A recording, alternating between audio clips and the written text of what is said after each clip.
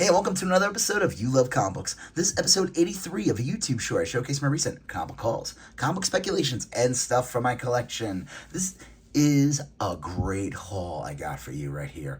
There's some amazing books. You're going to have to stick around to find out. I'm not going to put the best book in the beginning. This is a good book. You're seeing this right out the get-go.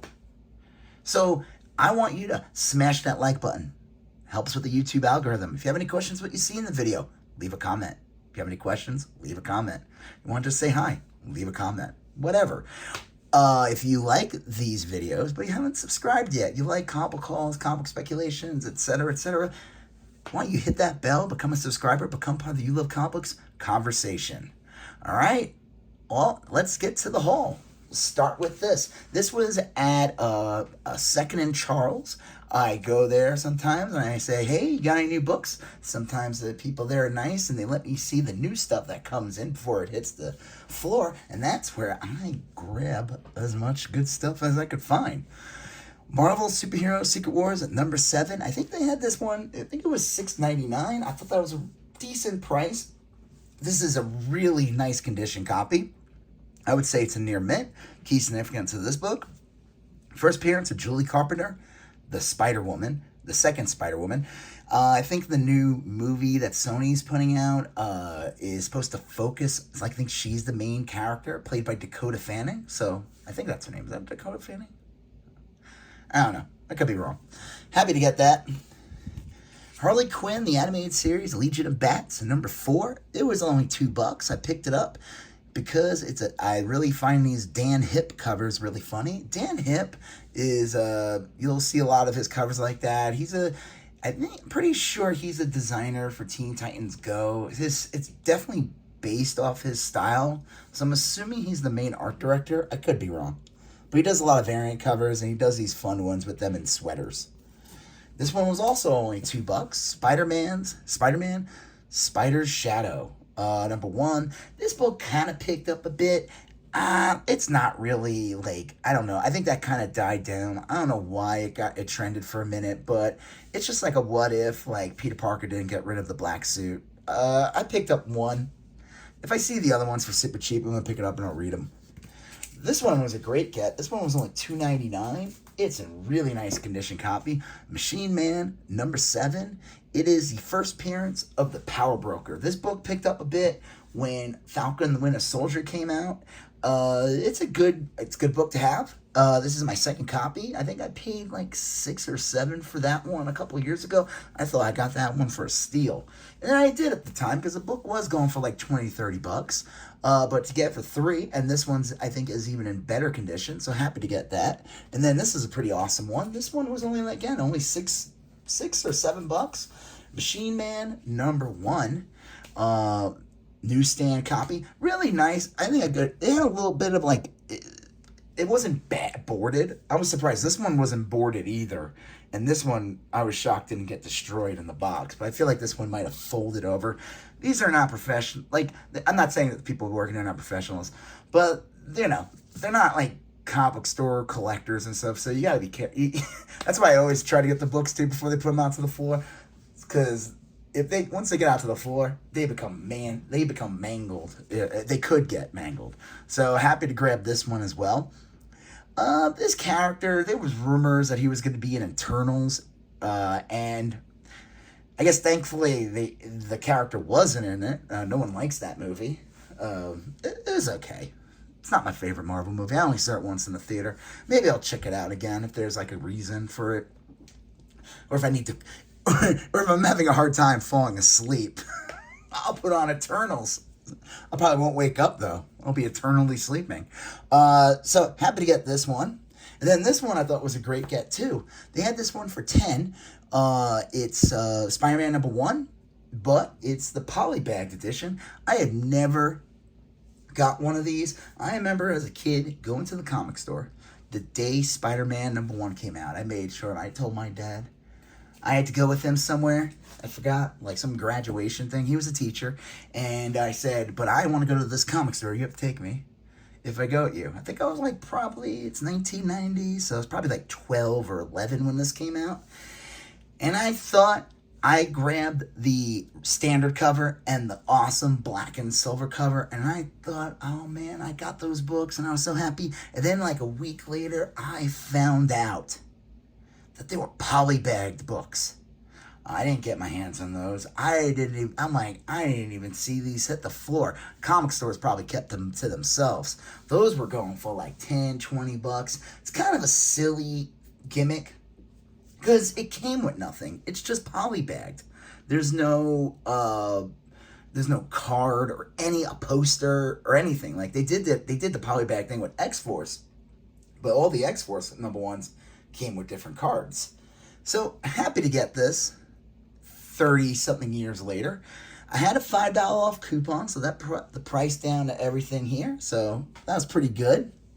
All right, this is from a store that I go to. It's like a toy store, but they have comics in the back, and I always find some really good things there. Peter Parker, Spider-Man, number 75. This one was only $1.99. Key significance of this book, it is the last part of that horrendous, disastrous Clone Saga. That Clone Saga went on forever. And this book puts the Clone Saga to bed. It ends it right here. They kill, spoilers for a comic that's, I don't even know, 30 years old yet? It's like 25 years old at this point. Ben Reilly dies. Ben Reilly comes back like 8 times after that. The Green Goblin is back in full effect. And this is also the death or the disappearance or whatever of Peter Parker and Mary Jane's baby. So this is kind of like a big book, actually. It was, I don't think it like deserves to be worth a ton, but I think if you are a Spider-Man collector or Spider-Man fan and you know about the Clone Saga, Peter Parker, Spider-Man 75, I think is from 1996, is a book you should definitely get. The great thing about the Clone Saga was also that because the Clone Saga was so not liked, it went on for years. That was the problem too. Like people were like, when's this gonna end? It killed Spider-Man for years. But they brought back Green Goblin, Norman Osborn. Norman Osborn was dead since like Amazing 122, something like that, after Gwen Stacy was killed. Norman Osborn was dead since that. He comes back. I think he first cameos. I was reading Spider-Man for a long time, and I stopped reading it after when the parents came back. I hated that story. And I think it was revealed in the end of that storyline that it was Norman Osborn who set up that. They ended up being like robots. It was awful. They had this for $6. Couldn't pass this up. X-Men 244, first appearance of Jubilee. Now, before you are watching this and you're like, you got this for only $6, and you throw your remote, don't break the TV. It has some water damage on the bottom, but I looked at it and I was like, you know what? It's a decent condition copy. It would have been like a VF. It has like maybe like a spine tick or 2 on the back. It would have been a VF no matter what. The water damage isn't bad. There's no stains on the book, and I bet I could get this fixed if I really wanted to. So with Jubilee, I think is going to get a comeback, especially with X-Men 97 cartoon coming back, and so happy to grab this one. I couldn't pass up. They did have a First Sinister for the same price, but that one was worse. That one had worse water damage on it, and it had like staining. Next time if it's still there, maybe I'll think about it. I don't know. All right, got this one for $10. This is from my local store that I go to get my my new books, and they had a half off sale. I have a giant stack of $1.50 books. That's gonna be for another video. But that day I went and bought this one. I got this one. They had it for $20, but it cost me just $10, and I wanted to get this one. The key significance of this book, Captain America 126. It is the first time that Sam Wilson, the Falcon, wears the Captain America uniform. And we know he became Captain America in the comics, and he's Captain America after the Falcon Winter Soldier series, and he's going to be Captain America in the new Captain America movie coming out next year. So I think this book will pick up a bit. We'll see. But like I said, if you want the first time Sam Wilson wears Captain America uniform. This is the comic to get. All right. This is from another store I went to today. They have records there, and my son was looking at that. I was like, I'm going to do a quick dash and look at the comics here. And I couldn't pass up some of these books. These are interesting, weird books. Muppets Take Manhattan, #3. This cover, this is from the pivotal scene, one of the most important scenes in cinematic history. Scene where Kermit the Frog marries Miss Piggy. And it's the official movie adaptation. They only had #3. I couldn't pass it up. I think I paid like $4 for it. The comic is, the art is weird because they made a weird artistic decision where they drew the people looking cartoony, like as you could see here, that woman over there, and the Muppets, they all look cartoony.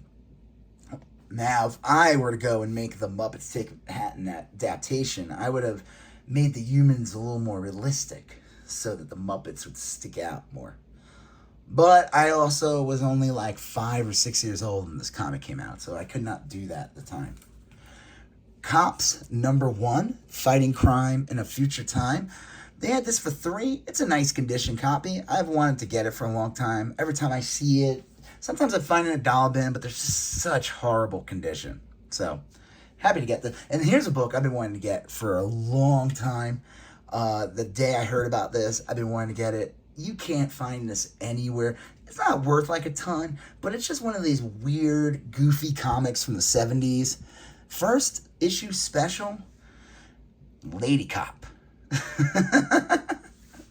I read this before watching the video. I was like, I have to read the Lady Cop. For a comic that came out in 1975, starring a lady cop, I can't say it aged that badly. But I love this cover. Everything about this. I don't know if there were further adventures of Lady Cop. It might have just been first issue special, like was DC's like Marvel premiere, or even like DC would have a showcase comic where they would just introduce new characters or reintroduce characters. Like there's a Metamorpho first issue special. I think Warlord's first appearance is in first issue special. It's an odd name for a comic, and I would imagine it would confuse kids who are buying it. Like this is first issue special #4. And you could just see the editors being like, they'll think they're getting a first issue every time. We're going to make millions off of this, I tells you. So, yeah, happy to get this. It was $6. It's in really, really, really nice condition. I have never seen this book before. I love it. It looks old. It looks like it is from a different time. I like how how she's dressed. It seems like something a lady cop would not want to wear. It's awesome. I would crack this open. You know what? I am going to open this. I'm going to open this book for you guys.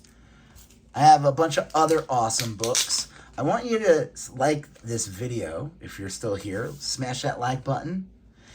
Check out the links for my eBay. I sell comics, toys, and trades, video games, etc. there. Also, I have an Instagram where I showcase my comics from the hauls and my collection. Check that out. You love comic books. The links are all in each video. All right, so this is in really nice condition. So it almost plays like a television pilot. Like this could have been like a good 70s show, you know, up on ABC, Lady Cop. I love it. Like, the outfit's so funny. Here she goes. She's trying to, hey, stop it, you know? And then, look at this. It's so good. So she's stopping, you know, there you go. She takes him out, though. With her lady cop strength. I love this. Everything about it. It's just so old.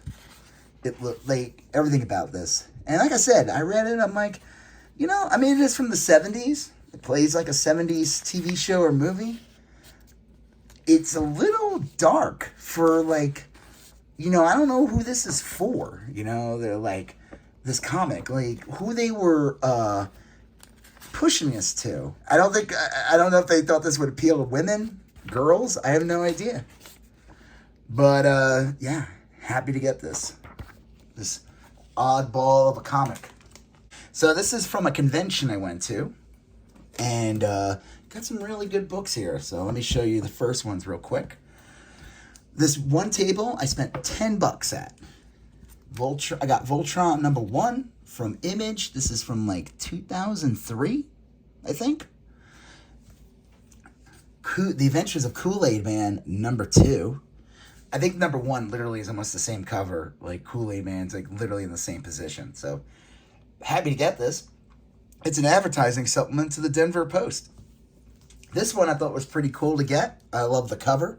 Spider-Man #2. So that was pretty cool. And then this one. So if you watched the video, you know, obviously you're watching this video, and you saw early in the video, I got the standard edition. Well, this convention, again, I only paid $10 for these 4 books. This one's a great get.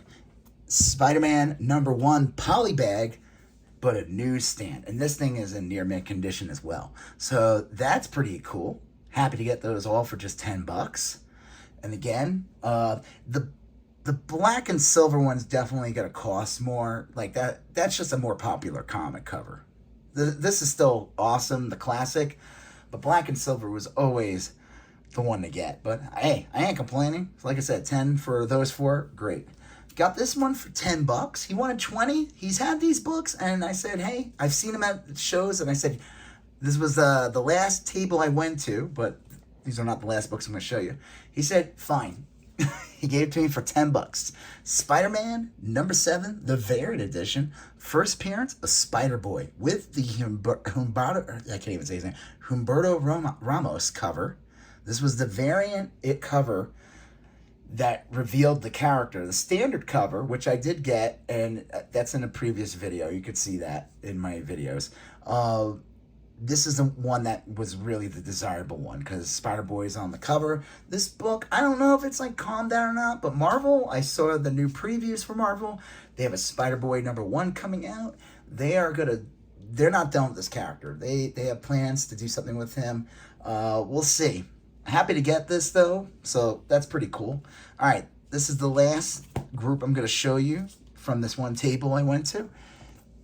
It's, so start with Omega #1. Been wanting to get this one for a long time. It's not like worth like a ton. I know there was like some hype a little while ago. I don't know why. It was going for like a decent amount for a minute. It's just one of those weird books from the 70s. It's made by the guy who did Howard the Duck. And my mind just went to a blank of what the guy's name is. He was a famous artist and writer. So happy to get this. He had it for $3.